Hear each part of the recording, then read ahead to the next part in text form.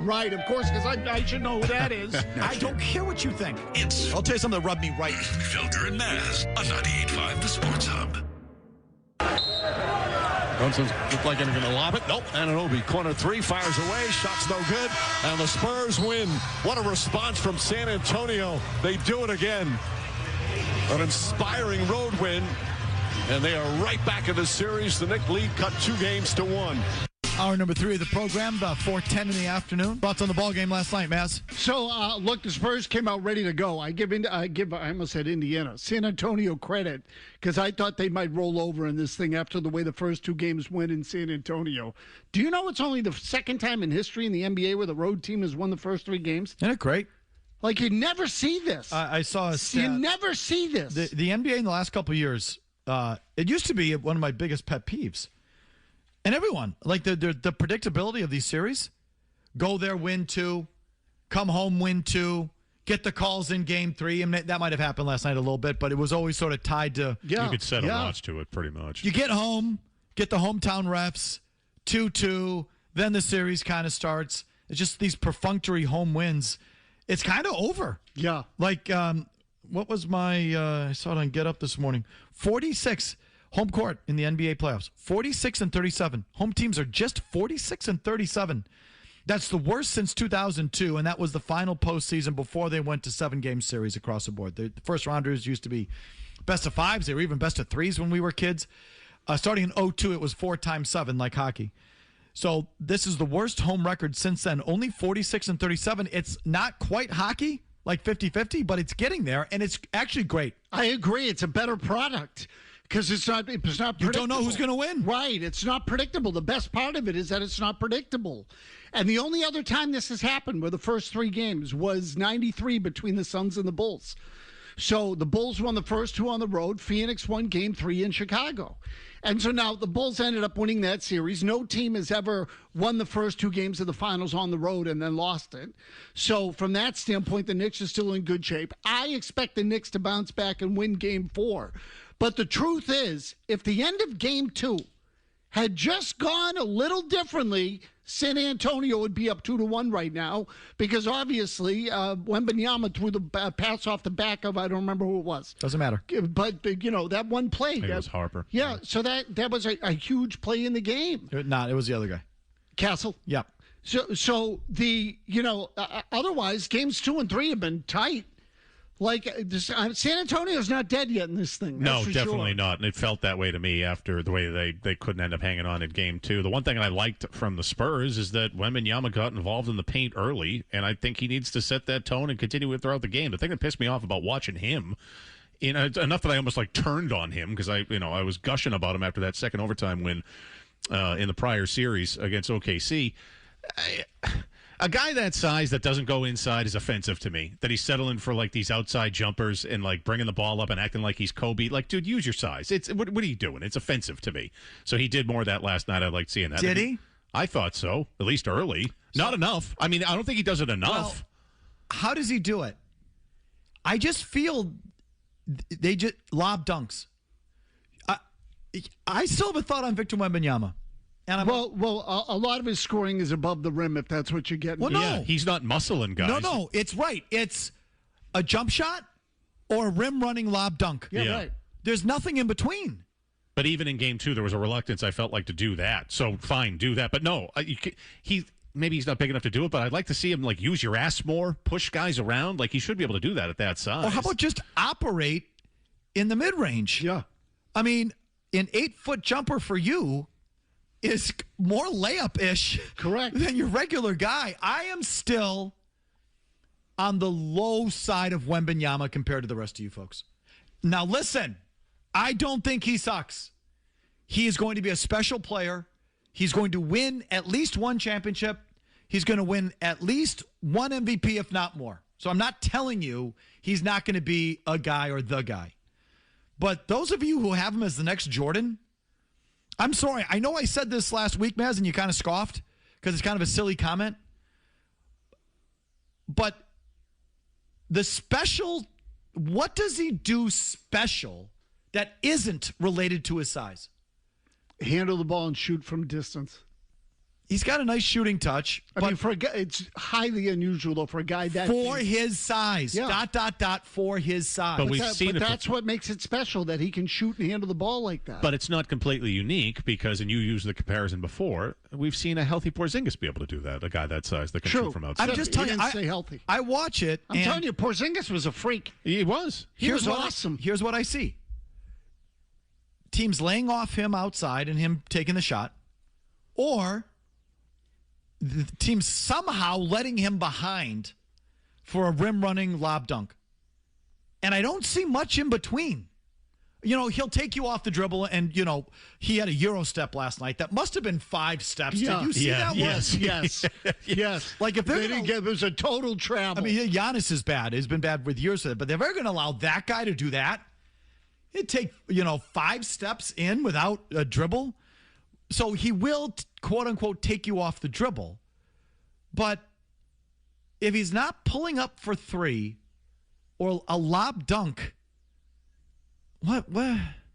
He made a move, Mike, in game 2, I think it was, that was left-handed down in the post where he kind of spun around like Kevin McHale used to do. Yeah.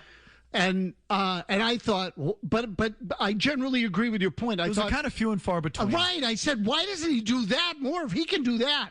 It was left-handed, and he banked it high off the glass. I mean, and straight through. And I thought, holy crap, he can do that.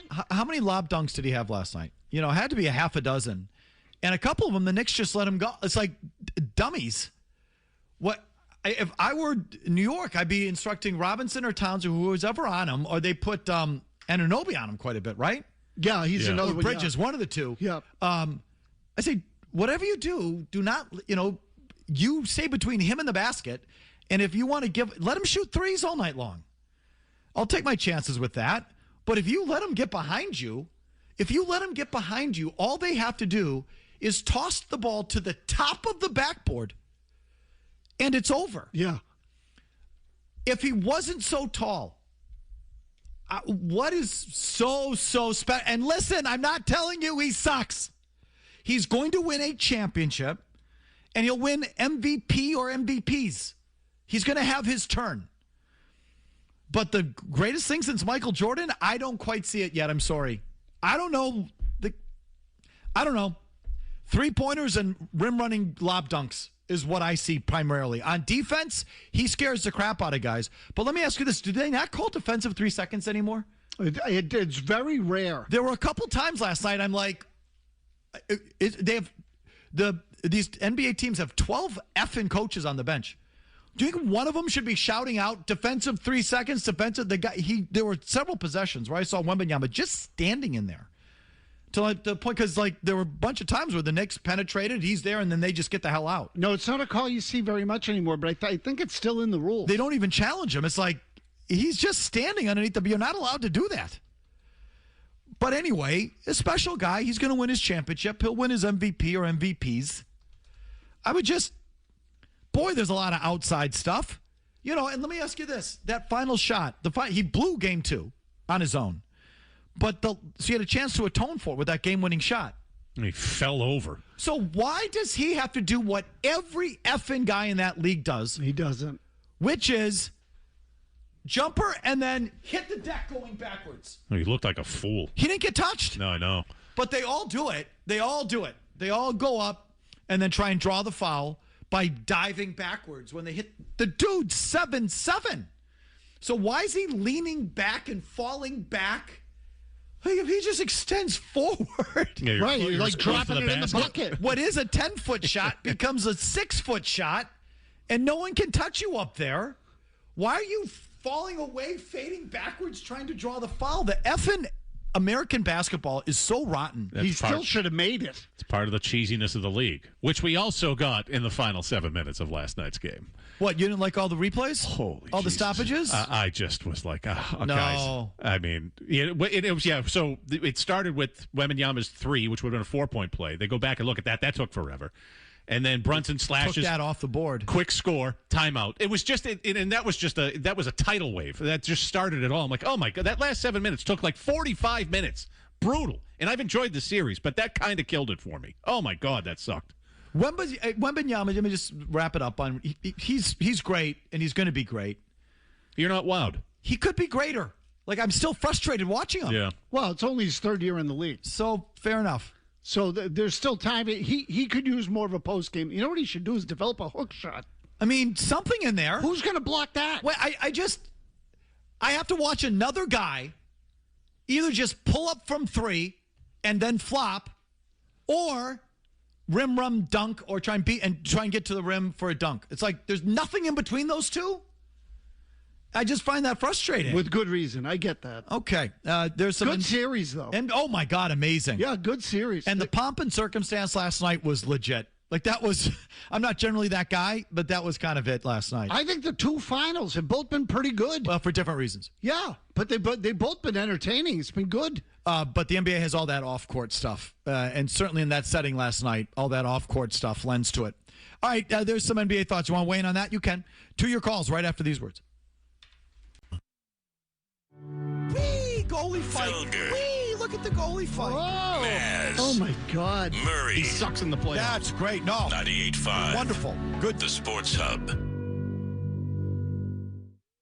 Brunson dribbles. Pulls up. Jump shot. Back of the rim won't go. Wemby the rebound. 12 seconds remaining. Stolen by Brunson. And knocked down by Wemby. Brunson will shoot free throws with 9.5 remaining. Huge turnover. I also think they weren't totally clear on if they wanted a timeout or they wanted to push it. Brunson misses. Fight for the rebound. Picked up. Anunoby lost it. Cornette has it. And a timeout called by San Antonio with 7.5 remaining. It's their final timeout. Hassel inbound. Fox gets it. Bridges on him.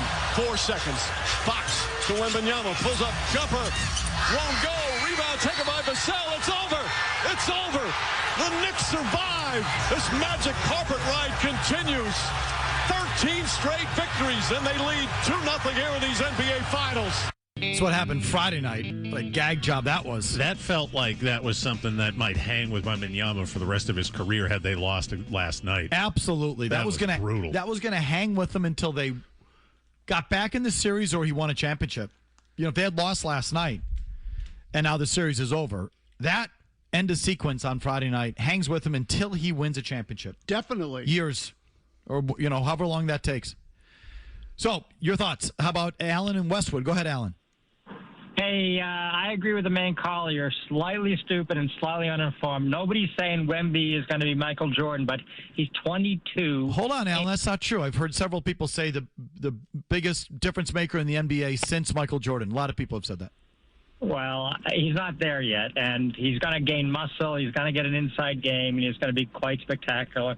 The other thing is, I would agree with Mazz that onto the Red Sox that the brand has been toast for a number of years. We're going on year 7 of the Red Sox and Henry not giving full control to somebody like Dombrowski. But that doesn't mean it's over. That doesn't mean you can't sell someone on restoring the Red Sox to their former glory. Correct.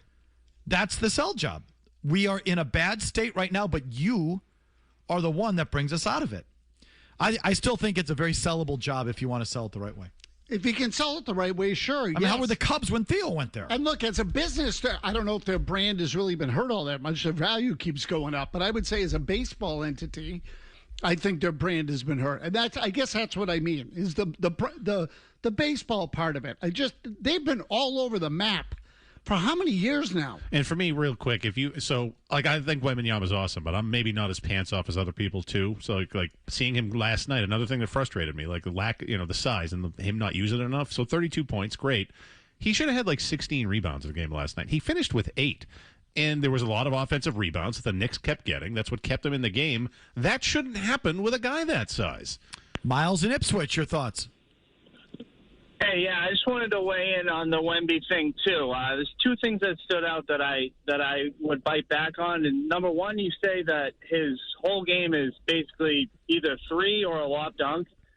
If you think that, you're not watching him play. He said there's nothing in between. There's everything in between. He lives in the mid-range game. He dominates it. He's throwing up misses to get his own rebounds. What was He's last shooting night? like 90%. Do you watch the games or just TikTok? He's throwing up misses to get his own rebounds. I saw him do that once on a highlight, too. Do you watch the games or Okay. just your phone? I watch the games. Do you think he does that on a regular basis? Did he do that last night? Not that I remember. How did he operate? Dunks last night? He How operated in many the do you think he mid-range really last had? night? He operated in You the said mid. he had 6 lobs. I last guessed. night. I said how many did he have? 6? I don't Maybe have 2? the number. Shut up for a second. Oh, okay. How many Go did he ahead, have? though. Miles, how many did he have? I'm guessing 2, but nowhere near 6. Nowhere. He also started the game with 2 dunks on his own that weren't lobs. Miles. He's getting to the rack and dunking it himself more than he's catching a lob. Miles. Look at the actual numbers. He's not just jacking up threes. Miles. Yeah. I don't think you actually watch. I think you're one of those TikTok kids that just watches on the things. He throws it up and gets his own rebounds for dunks. I saw him do that once too. Whee! It's a good highlight. Did you do that last night? How many mid? I'm sure they track this. How many mid-range buckets did he score last night? I mean, he took 8 3. No, I get that wrong. Sorry. I was going to say there was free throws. I read the wrong column. He had a ton. They kept calling it out of timeouts or out of set pieces. These lob dunks. And the Knicks kept giving it to him. It was stupid. Yes, Jim? I believe based on his shot chart that he only had 1 mid-range shot. Everything else was either a 3 or in the paint. Hey, kid who just called, go back to your phone. Go back to finger bang on your phone. You don't watch the games. You have no idea. But I'll have all you Wembanyama people. I'll make you a bet. Okay? Over, under 2.5 championships. Under. I'll also go under there. Yeah, Under. probably under. Under. I should make it 1.5. I think he'll get his 1 because these guys are getting their 1. Giannis got his He'll 1. definitely get 1. Jokic got his 1. He might not get it this year. Gilgeous-Alexander got his 1. Tatum got his 1. Tatum Brown got their 1. Okay, so this is what we are in the league. So he'll get his 1. He has a chance to be more special than these guys.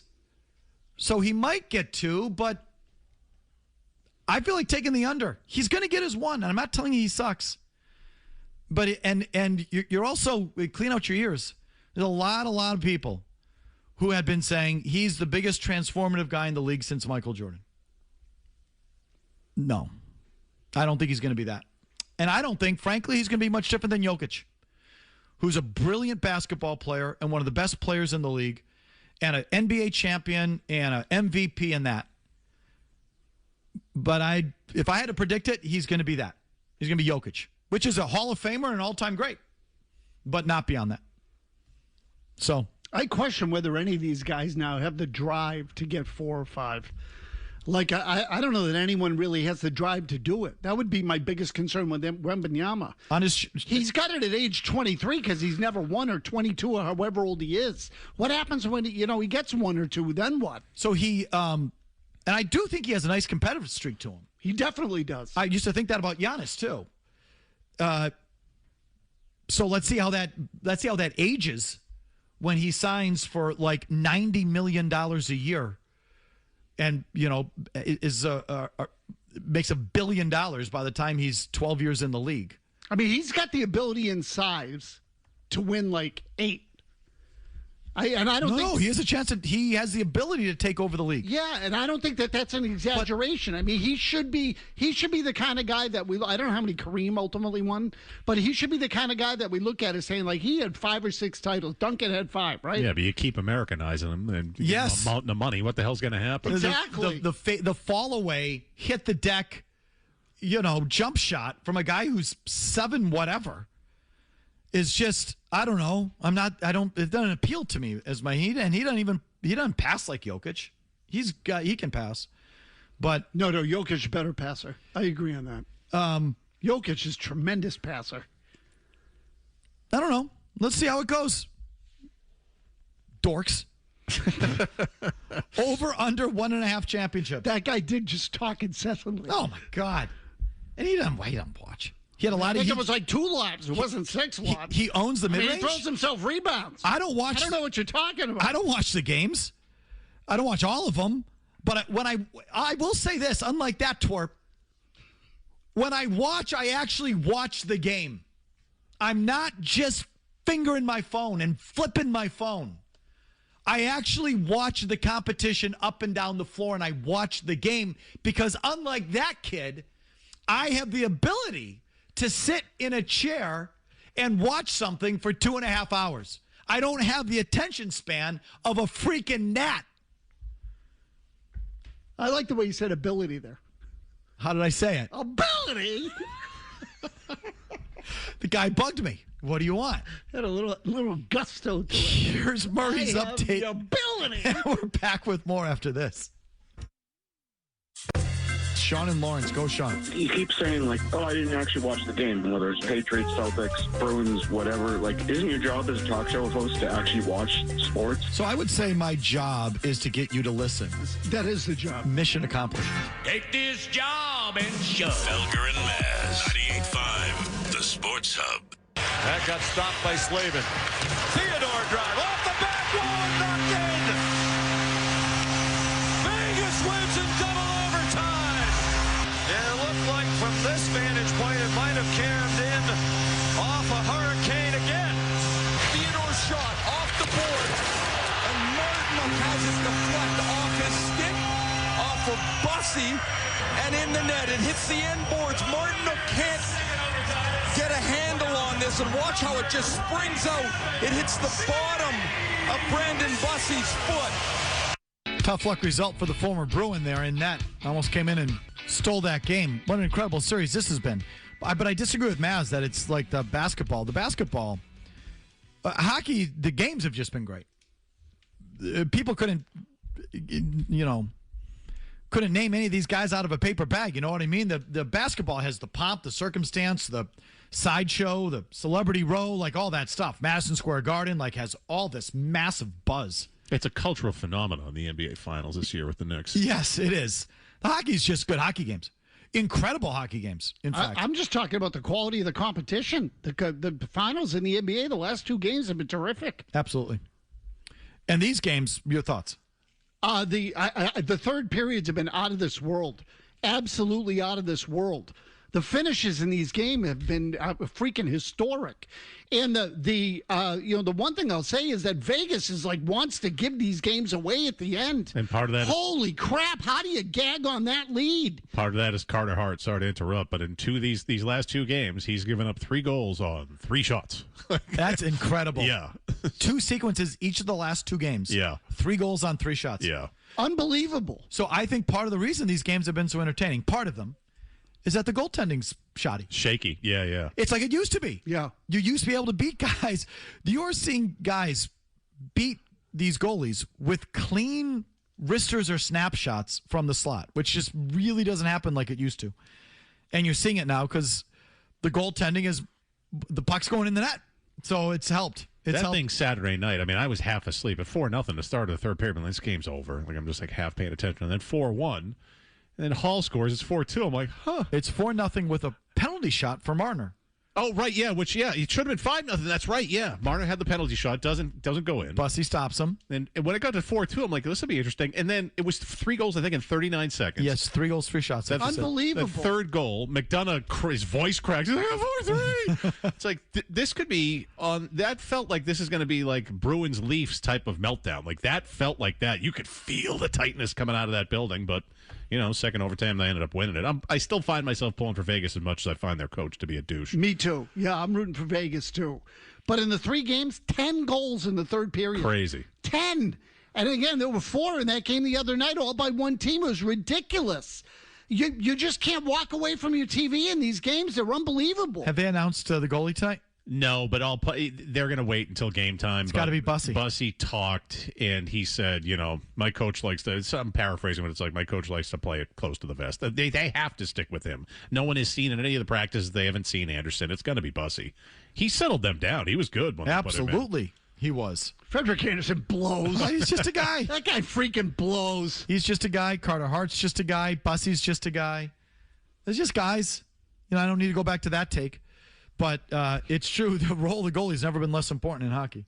You can just worry about having the best team, not about the best goalie. They have it reversed here in Boston.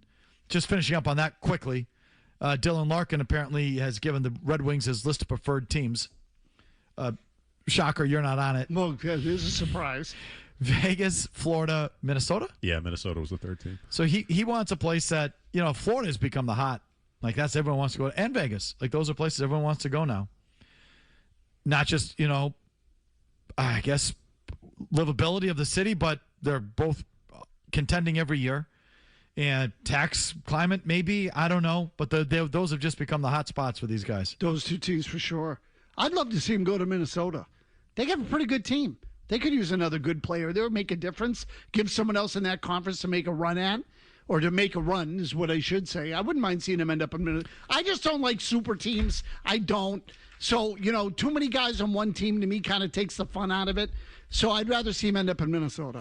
Okay, there's a quick Stanley Cup hockey thought. I promise. We got it all on the board. We did a bunch of Red Sox, a bunch of Patriots today. Gonzalez shows up but doesn't really do anything, and then I think makes it pretty clear in his media availability it is a contract issue. That's on the table. NBA Finals, Wembanyama, NHL Finals, all of it. Your calls the rest of the way, starting with our long commercial-free segment right after this. Felger, Shush. Mazz, the Sports Hub. Stay with negotiations with Gonzalez at this moment? I'm not involved with the negotiations. I'm involved with coaching this team. No update? Nothing like that? Nothing to add. I mean, he's still under his, I don't think there's anything, to report. I'll say that. Christian Gonzalez was at OTAs, mandatory. Didn't really participate.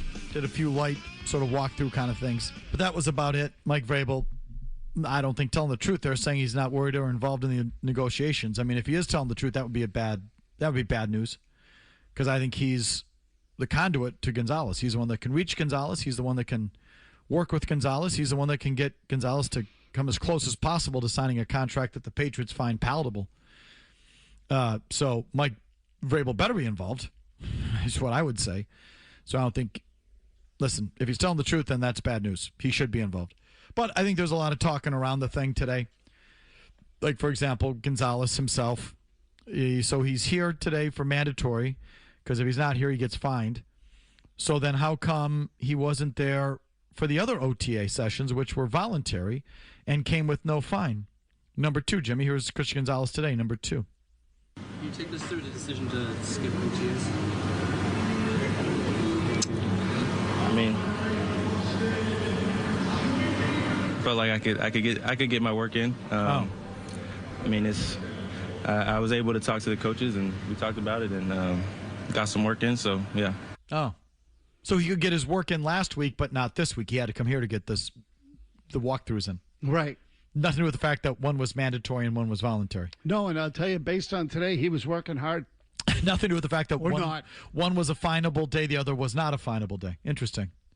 Here's a quick backstory on that. The NFL owners asked for this nonsense. Again, because of their cheapness. What it used to be is that these players would hold out. They'd incur fines. It's in the CBA. You get fined a certain amount if you miss a day of mandatory camp, whether it's a mini camp or a training camp. And so they would hold out, and at the end of the holdout, they would have $750,000 in accrued fines. And what the team would do is say, here's your 5-year, $50 million contract, and we forgive you the fine. You don't have to pay the fine. It happened almost every time. They wouldn't make the player pay the fine. Why do that? You've just come to an agreement. You've finally broken the stalemate on the contract. You've come together. You're turning the page. You're not going to turn around and fine the guy. So the teams would let the players off the hooks. And these cheap-ass owners didn't like it. Oh, they said you'd have to pay the fine. You got to pay the fine. Pay the fine. You got to pay the fine. So what the NFL owners did is in that latest CBA, they made it a requirement. You couldn't forgive the fines.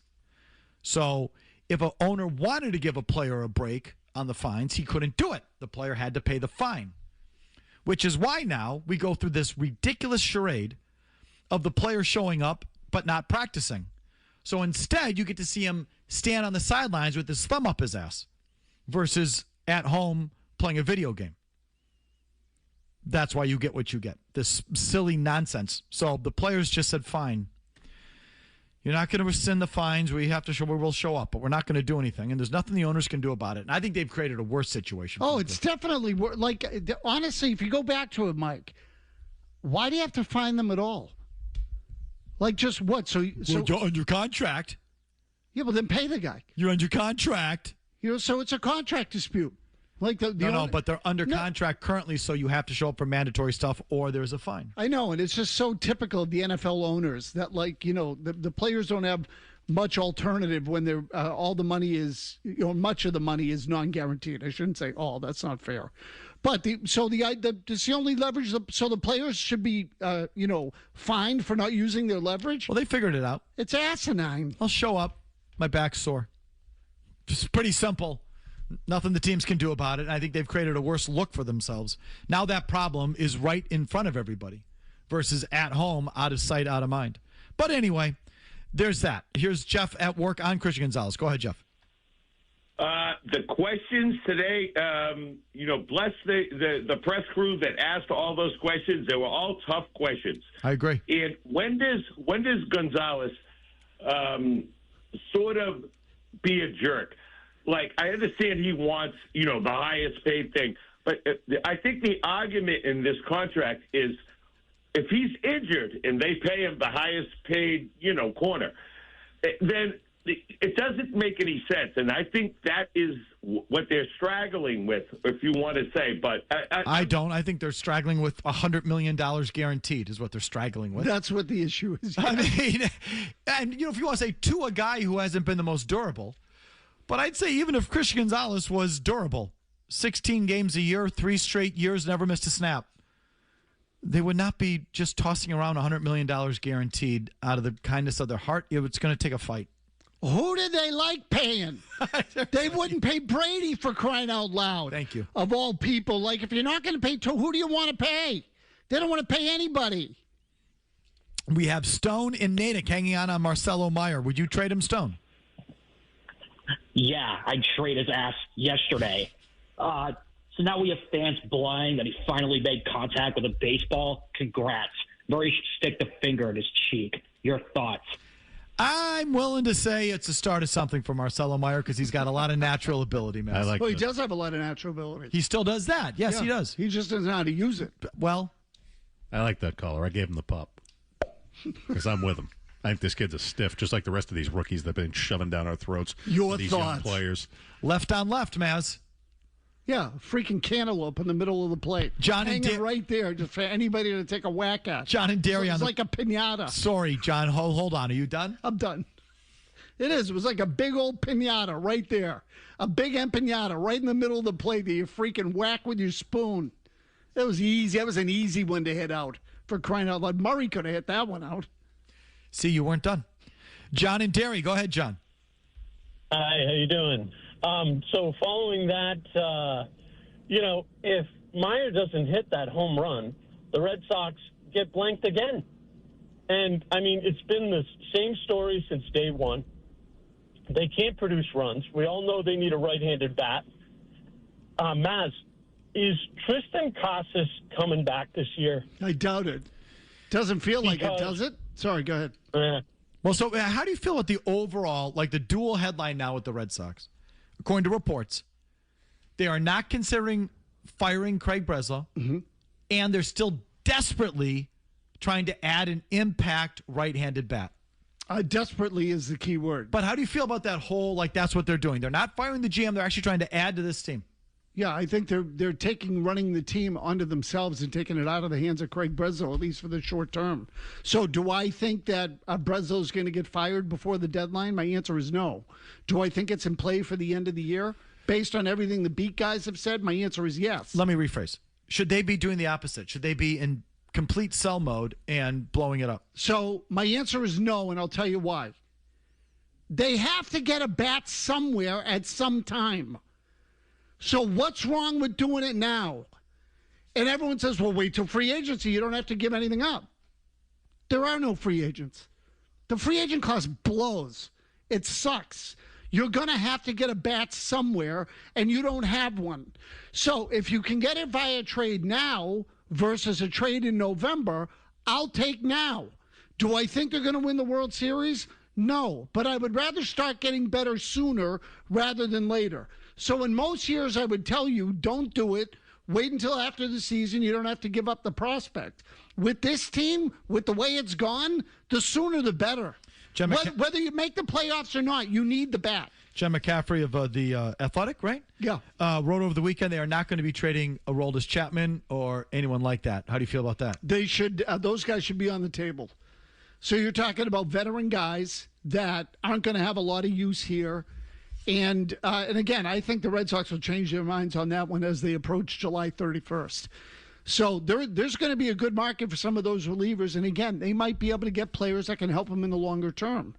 Now, I'm not saying trade them for prospects, but, maybe someone that is on the cusp of making, when I say prospects, I'm talking about lower level minor leaguers who might be scratch tickets. If you can get a guy that is about to be a big leaguer or someone that just broke into the big leagues and can be a functional big league player, yeah, you do it.